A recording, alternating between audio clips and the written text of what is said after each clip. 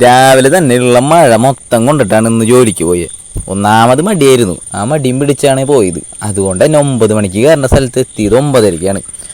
ആ മഴയും കൊണ്ട് ഫുള്ളും നനഞ്ഞാണ് നിൽക്കണേ. പിന്നെ അവിടെ ചെന്ന് പേരും കൊടുത്ത് വണ്ടി നമ്പർ എഴുതി കൊടുത്ത് ഉള്ളിലോട്ട് കയറിപ്പിക്കും. നമ്മൾ 9:30 കഴിഞ്ഞു, 9 മണിക്ക് ചെല്ലേണ്ട സ്ഥലമായിരുന്നു കേട്ടോ, അതാലോചിക്കണം. പക്ഷേ അതിൻ്റെ അഹങ്കാരമൊന്നും ഇല്ലാണ്ട് നമ്മൾ ഉള്ളിലോട്ട് കയറി ചെന്നു. പിന്നെ കയറി ചെന്നപ്പോൾ നമ്മുടെ എന്നത്തെയും പോലെ ലിഫ്റ്റ്. ഈ ലിഫ്റ്റിന് മാത്രം ഒരു പ്രത്യേകത ഉണ്ട്. 1-ാം നിലയിൽ നിന്ന് അവസാനത്തെ ഫ്ലോറിൽ എത്തി കഴിഞ്ഞാൽ ഇത് ഓഫായി ഇങ്ങനെ നിൽക്കും. പിന്നെയും പോയി സ്വിച്ച് അമക്കിയാലാണ് ഇതിൻ്റെ ഡോർ തുറന്നു വരുള്ളൂ. ഇത് എന്താ ഇതിൻ്റെ സെറ്റപ്പ് എന്ന് ഞങ്ങൾക്ക് ഇതുവരെ മനസ്സിലായിട്ടില്ല.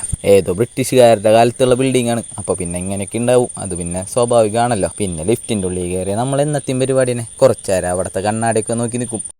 1-ാമത്തെ ഫ്ലോറിൽ എത്തിയാൽ മതി. കാട്ടായം കണ്ടു കഴിഞ്ഞാൽ അത് 10-ാം നിലയ്ക്ക് പോകണ മാതിരിയാണ്. നേരം വൈകി വന്നതിന് ചീത്ത പറച്ചിലൊന്നും ഇല്ലാത്ത കാരണം സ്കൂട്ടായിട്ട് ഉള്ളിൽ കയറി. സാറ് പിന്നെ എന്തൊക്കെയോ പറയുന്നുണ്ടായി, അതൊക്കെ കേട്ടിരുന്നു കുറച്ച് നേരം. അപ്പോഴേക്കും നമുക്ക് ചായ സമയമായി. ഇന്നിപ്പോൾ ചായ ഇല്ല, ഫ്രൂട്ടി ബിസ്ക്കറ്റാണ്.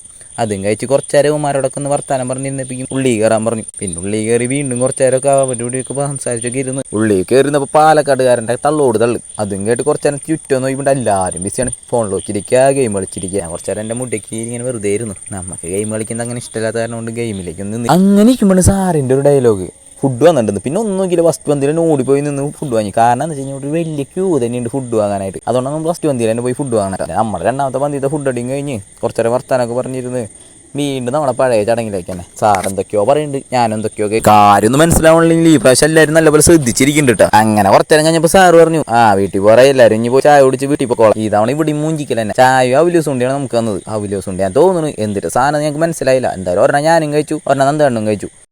അതും കഴിച്ച് അവിടെ നിന്ന് വണ്ടി എടുത്ത് നേരെ വീട്ടിലോട്ട് പോരണ വഴി സൈഡിൽ കാണാൻ എല്ലാ കുഴിയിലും ചാടി. പിന്നെ മഴക്കോട്ടിട്ടാൻ കാരണം റെസ്സുമ്മ ചെളിയാവില്ല എന്നുള്ള ആ ഓവർ കോൺഫിഡൻസിൽ വരണ വഴിയിലുള്ള എല്ലാ കുണ്ടിലും കുഴിയിലും ചാടിയിട്ടാണ് വരണേ. പിന്നെ ഇവിടെ നന്തോട്ടം വണ്ടി വെച്ചിട്ടാണ് ഇന്ന് നമ്മുടെ അവിടേക്ക് വരണേ. അപ്പോൾ ആളുടെ വണ്ടി എടുത്ത് നേരെ വീട്ടിലോട്ട്.